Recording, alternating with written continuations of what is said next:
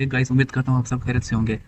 Guys, क्या आपके पास ऐसी पीडीएफ फाइल है जिसमें आप टेक्स्ट, इमेज या किसी हेडिंग को चेंज करना चाहते हैं लेकिन आपको समझ नहीं आ रही कि उसे एडिट कैसे करें?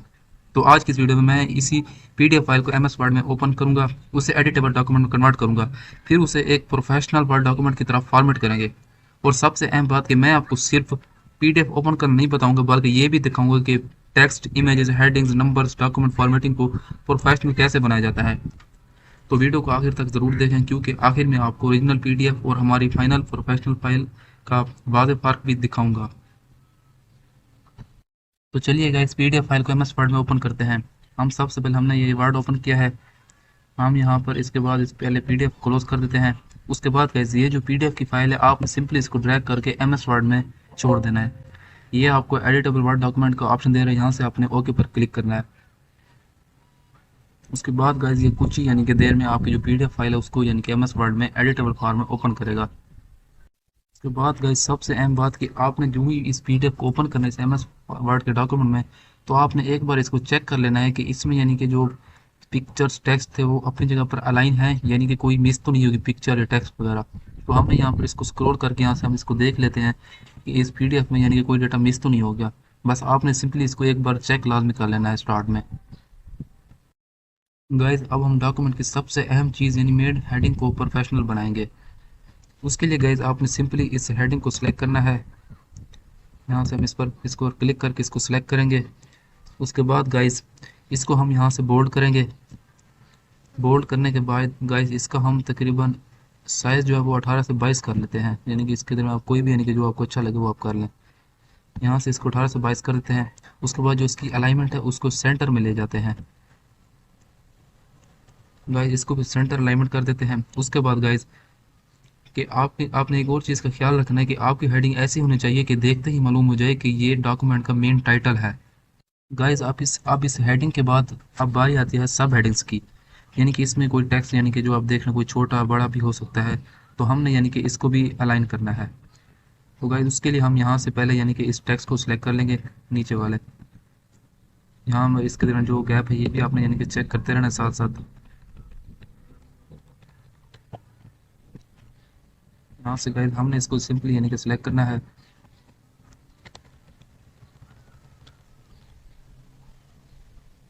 जितना भी आपका टेक्स्ट है आपने उसको सिलेक्ट कर लेना है। उसके बाद गाइस, आपने जो इसका साइज़ है वो अपनी ज़रूरत के मुताबिक यानी कि थोड़ा सा, यानी कि हम इसको 16 रख लेते हैं, ताकि जितना भी टेक्स्ट है वो यानी कि सारा एक ही साइज़ का हो जाए, कोई छोटा बड़ा यानी कि नज़र ना आए, ताकि जिससे जो डॉक्यूमेंट है वो प्रोफेशनल लगे। तो देख सकते हैं गाइस, यानी कि ये अब टेक्स्ट जो पढ़ने के काबिल भी हो गया है। अभी इसको आप आसानी से रीड भी कर सकते हैं और इस टेक्स्ट का साइज़ भी यानी कि सही यानी कि अब रीड हो रहा है। इसके बाद गाइज, हमने यानी कि यहाँ पर लाइन और पैराग्राफ के दरमियान जो स्पेसिंग है इन पर देखना है।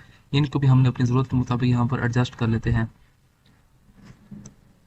यहाँ से हम यानी कि इनका जो पैराग्राफ की जो स्पेसिंग है, यहाँ पर लाइन स्पेसिंग है, पैराग्राफ स्पेसिंग है, यहाँ पर हम यानी कि इसको, यहाँ पर लाइन स्पेसिंग को थोड़ा सा यानी कि एडजस्ट करते हैं। तो आप देख सकते हैं गाइज, ये यानी कि ये लाइन स्पेसिंग जो है वो इनके दरमियान थोड़ी सी इंक्रीज़ हो गई है। गाइस, टेक्स्ट को एडजस्ट करने के बाद हमारे पास ये इमेज है, इसको भी यानी कि हम यहाँ पर एडिट करने के लिए इस पर क्लिक करते हैं तो हमारे पास ये इमेज फॉर्मेट यानी कि ये ओपन हो जाता है। यहाँ से गाइस, आप यानी कि इसका इमेज का कलर भी यानी कि कोई भी यानी कि इसका अपनी मर्ज़ी के मुताबिक चेंज कर सकते हैं। यानी कि अगर हम यहाँ से इस पर कलर जो है ये रेड है, इसमें से गाइस हम यहाँ इसमें ये ब्लू वाला ले लेते हैं।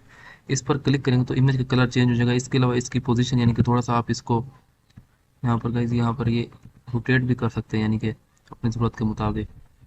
यहाँ से आपने इसको रोटेट करने के बाद, इसके बाद इसके साथ ही ऑप्शन रैप टेक्स्ट का, इसको जब आप इस्तेमाल करेंगे तो यानी कि आप ये इसमें आप कोई भी यानी कि ले, स्क्वायर है, राइट है, थ्रो है, टॉप एंड बॉटम है, तो यानी कि आप हम इसमें से इसके साथ जो रखते हैं वो ये वाला रख लेते हैं, ये गाइस। तो यानी कि जब इस तरह रखते हैं हम, यहाँ से यानी कि इसका जो टेक्स्ट है वो टॉप और बॉटम कर लेते हैं, ताकि जो आपकी इमेजेस है वो बिल्कुल ही सही रहे, यानी कि ये इसके टॉप और बॉटम में ही यानी कि टेक्स्ट होगा। अगर हम इस तस्वीर को यहाँ से उठाकर नीचे लेते हैं तो यानी कि ये तस्वीर के टॉप में टेक्स्ट चला जाएगा और बॉटम में भी, क्योंकि हमने वहाँ से सेटिंग की है दोस्तों। आप देख सकते हैं कि यानी कि ये इस तस्वीर के टॉप पर भी टेक्स्ट है और बॉटम पर भी, यानी कि साइड पर टेक्स्ट लिखा हुआ आपको नज़र नहीं आएगा। गाइस उसके बाद आप देखते हैं इस पीडीएफ में यानी कि हमने अगर हम पेज नंबर देना चाहें बॉटम पर, तो उसके लिए यानी कि हम यहाँ से इंसर्ट पर क्लिक करेंगे और यहाँ से फुटर वाला ऑप्शन पर क्लिक करेंगे।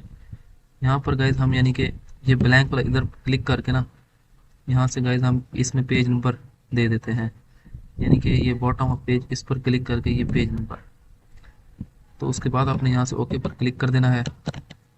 उसके बाद गाइस अब आप चेक करें कि आपको यानी कि जितने भी यानी कि नीचे पेजेस होंगे ना, उनमें आपको ये नंबर नज़र आएगा, यानी कि आप देखते हैं 3 नंबर, इसके साथ ये 4 नंबर, ये 5 नंबर। गाइस ये थी हमारी आज की वीडियो, जिसमें यानी कि हमने आपको सिखाया कि आप कोई भी पीडीएफ को एम एस वर्ड में किस तरह एडिट कर सकते हैं, इसमें ओपन कर सकते हैं और उसको यानी कि एम एस वर्ड में इंसर्ट करने के बाद उसकी एडिटिंग, इमेज एडिटिंग, टेक्स्ट जो आप अपनी ज़रूरत के मुताबिक इसमें कर सकते हैं। तो दोस्तों ये थी हमारी आज की वीडियो। दोस्तों अगर आपको ये वीडियो पसंद आई है तो हमारे इस चैनल को लाजमी सब्सक्राइब करें और वीडियो को अपने दोस्तों के साथ शेयर करें।